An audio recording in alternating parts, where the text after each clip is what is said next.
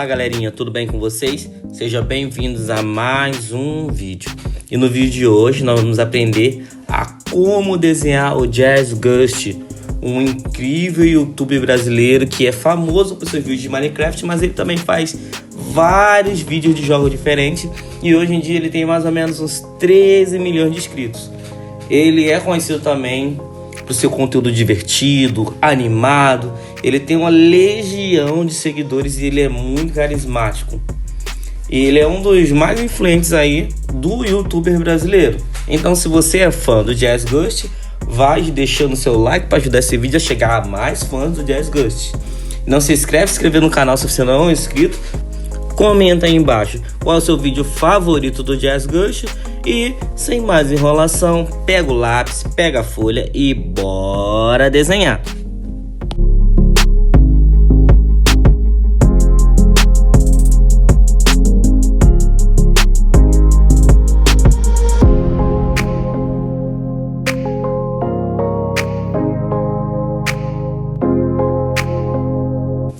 Então galerinha, se você é novo aqui no canal e não sabe como funciona, é bem simples.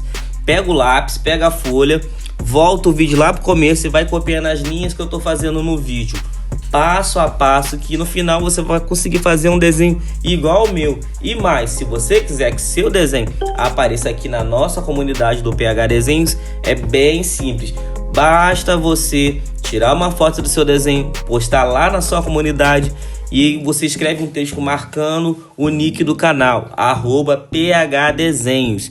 E assim que eu ver a sua marcação, eu vou pegar a foto do seu desenho e postar na comunidade do PH Desenhos. Assim eu faço uma análise, eu vejo como que você fez sua arte e os outros colegas aqui do canal também vão poder apreciar a sua obra. Então já vai deixando esse like para fortalecer a nossa comunidade e fazer com que esse vídeo ele chegue a mais pessoas que adoram desenhar, como eu também adoro.